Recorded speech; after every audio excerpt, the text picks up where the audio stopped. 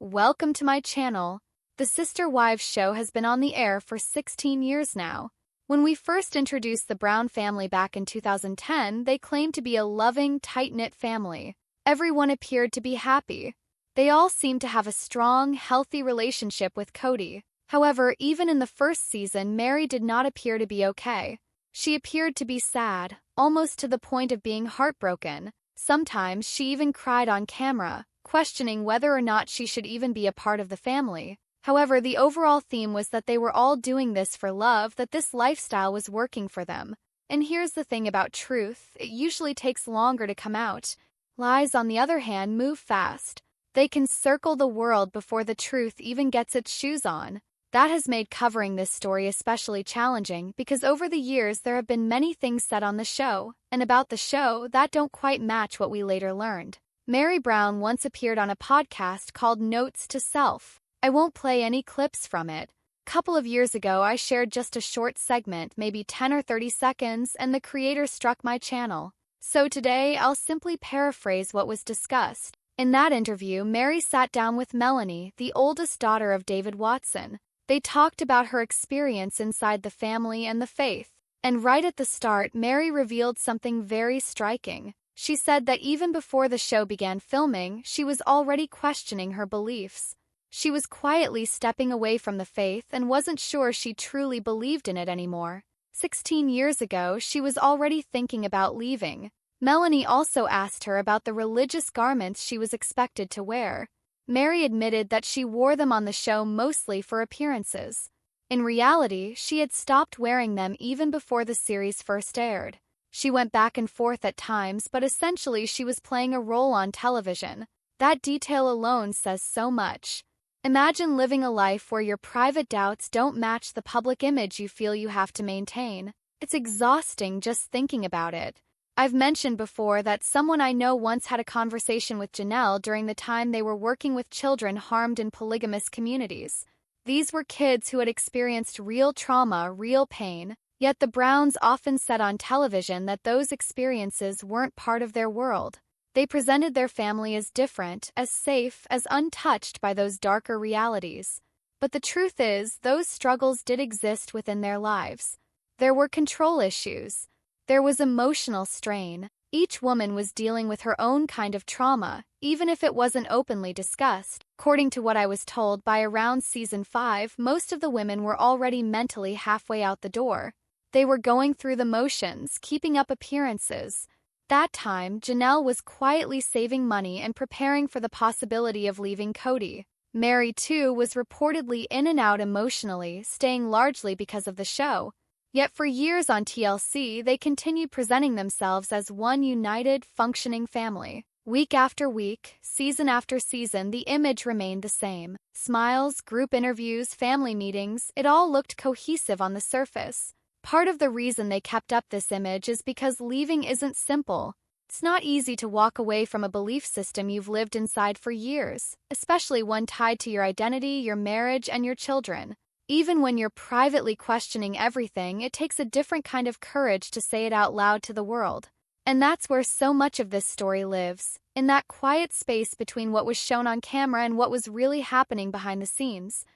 Then there's the pressure that comes from family and community. When you're surrounded by people who all believe the same thing, stepping away isn't just a personal choice. It can feel like you're letting everyone down.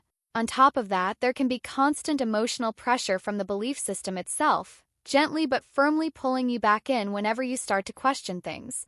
In that same interview, Meri shared something that really changes how you see the whole story. She suggested that Kody's relationships with the other wives were essentially over once Robyn entered the picture.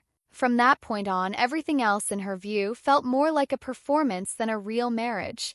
When Kody met Robyn, they became a couple in the truest sense, and instead of clearly ending the other relationships, he kept everyone in a kind of emotional limbo. According to Meri, none of the marriages were ever the same after that. It was as if the foundation shifted overnight. From the very beginning, Kody and Robyn seemed to function more like a monogamous couple, even though the family structure was supposed to be plural. Meri admitted that this deeply hurt her. She recalled how painful it was in the very first season to hear Robyn call Kody her soulmate. She said she understood why Robyn felt that way, and she didn't deny Robyn the right to see him as her soulmate. Still, that didn't mean it didn't sting. After all, Kody wasn't just Robyn's partner. He was a husband who had other wives, and he was supposed to be mindful of that balance. Her words echo something Meri Brown has also said over the years. Even if Kody believed he had found a soulmate, that didn't mean he should treat the other wives as if they mattered less. But, in practice, that's exactly how it began to feel. Gradually, the other relationships seemed to fade into the background.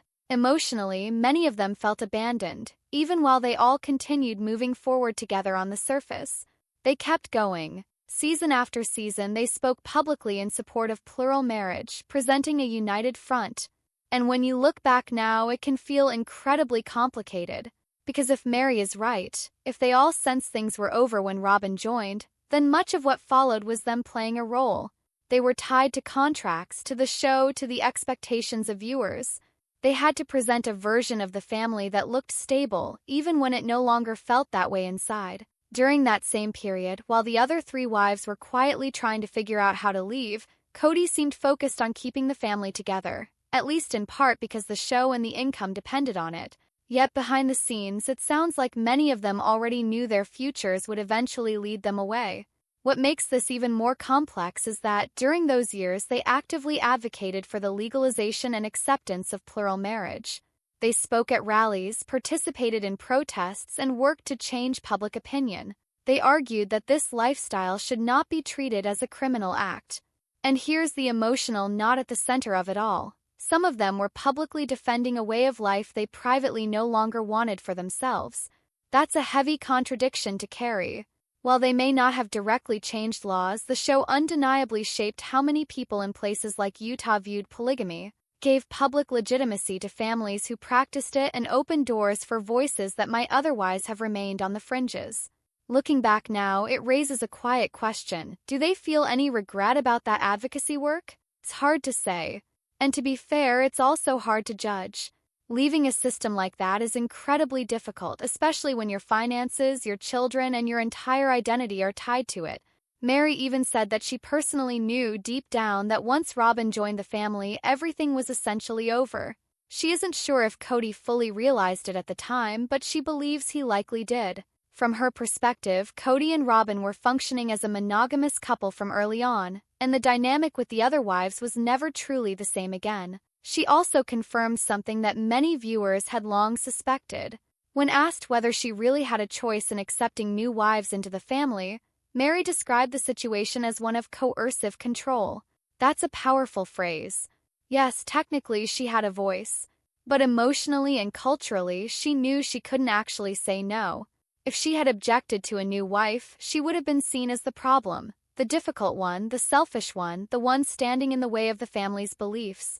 And in that kind of environment, saying yes doesn't always come from true agreement. Sometimes it comes from knowing the consequences of saying no. So while it may have looked like a willing choice from the outside, inside it felt very different. In a coercive relationship and within a tightly controlled religious structure, the freedom to refuse often isn't really there. You agree not because you want to, but because you feel you must. It's a yes, but not really because she wanted it. It's a yes because if she didn't, there would be consequences, spiritual, emotional, even practical. You don't get to say no without fear of punishment. You might get hurt, lose privileges, or face judgment. So, in reality, it wasn't a choice at all. That's exactly what Meri has been saying for years, and it's something I've been highlighting on this channel. I remember a few years ago when she was openly upset on Instagram about how much she disliked me. She argued that I was wrong about the family, about polygamy, about the way things worked, and that's fine. People have their opinions. What's striking, though, is that now, in hindsight, some of those truths she dismissed are the very things she's acknowledging. She's admitting the coercive control, the lack of real choice, and the impossible dynamics of being a plural wife under those conditions. Meri explained that before the show, Kody could move between wives almost freely. He could lie, misrepresent things, or manipulate situations, and no one would ever know. But once filming started, everything was documented. They could see what he said to one wife versus another. The secrecy that once allowed him to deceive vanished. Every lie about his feelings for Robyn, about divorces, about moving, about houses became visible. That transparency eroded trust, confidence, and a sense of safety in the marriage. Even while he was performing the role of the perfect husband on camera, the wives could see through it. They could tell when he was lying, when he was manipulating, when he was pitting them against each other. And that constant exposure, watching someone lie to you in plain sight, gradually wears down your willingness to stay, your belief in the relationship, and your own sense of agency. Meri was already stepping away from the faith and questioning the whole system when the show began. She was coerced into accepting other wives because saying no wasn't an option without consequences. She didn't always feel comfortable with each new wife. She didn't want every woman Kody brought in, but she had to agree or face punishment from him, the church, and even her own family. She openly acknowledges that she was brainwashed and deceived by her faith. Today, she doesn't believe in it at all. She recognizes the system as toxic, admits she carries trauma, and is actively trying to heal and recover. The most powerful part of her honesty is her acknowledgement of the lack of choice. She didn't want to live this way, yet she was forced to. She didn't want other women in the family, yet she had to accept them. She had to deal with children she didn't want to raise, all because Kody said she had to. Understanding this makes her reactions, her anger, and her frustration far more comprehensible. She wasn't being difficult or mean. She was navigating a system that forced her to live against her own will. Saying no wasn't just frowned upon, it came with real consequences. Losing access to Kody, disapproval from the church, conflict with her family, it was all part of the price for asserting herself. This explains so much about why her relationships with the other wives were strained. She didn't want them there. She was coerced into being there. She was forced to participate in a family dynamic she didn't choose, under the control of a man and a religious system that demanded obedience. And while this doesn't erase the trauma the children or the family may have experienced, hearing her say it aloud, "I didn't choose this, I didn't want this," is powerful. It's a step toward clarity, toward acknowledgement, and toward healing. Finally speaking her truth publicly shows just how much courage this takes. And it's heartening to know that she has friends and supporters who care deeply about her journey, her safety, and her recovery. There's also been a lot of discussion online about whether Meri hurt her children or whether the wives themselves were neglectful or even abusive just by being part of a system where their dad moved from one wife to another. Some viewers see that as morally wrong, while others understand the pressure and coercion involved. And yes, staying in that environment wasn't always about love, it was about survival. Once the show started, staying also meant money, contracts, and navigating a system that made leaving incredibly difficult. Toward the end of her interview, Meri shared something exciting. She's writing a book, a memoir, a tell-all about her journey, her life, and her story. She didn't reveal a publisher or release date yet, but it's in the works. She also mentioned that she hasn't read Christine's book and acknowledged that everyone in the family would have a very different experience and perspective. They also talked about what it's like to be the first wife, the heartbreak of watching your husband take additional wives again and again.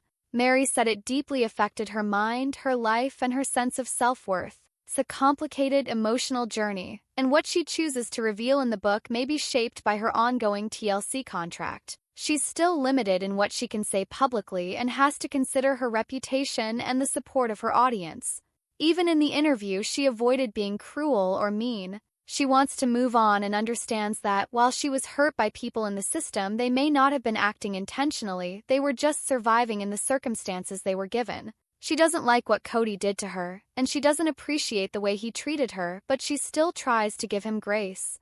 She even gives Robyn grace, understanding that Robyn is in a position where she feels she must defend her husband to avoid conflict or punishment. Kody may be monogamous with Robyn, but his personality hasn't changed, and that creates its own challenges. Meri is healing. She's deconstructing her faith, moving forward in life, and even exploring dating again. She recently started hosting speed dating events with her friend Jen, bringing people together to have fun and connect. She's looking to start fresh, though she's not rushing into anything serious. She knows she doesn't want what she had before, and she's taking her time to figure out what she does want. Looking back, it's clear Meri wasn't okay with the new wives joining, but she couldn't say no. She was living under coercive control. Kody emotionally left the other wives the minute he met Robyn, and Meri had already been questioning her faith and life before the show even began. It took years for her to finally leave and reclaim her life. That tells you everything about the level of control and the depth of the brainwashing she experienced. So, what are your thoughts? You can check out her notes to self-interview to hear it for yourself. If you have thoughts or comments, drop them below. I'd love to hear them. And before you go, don't forget to hit the thumbs up, subscribe to the channel if you haven't yet, and click the bell so you never miss a video. Thanks so much for watching. Bye, besties.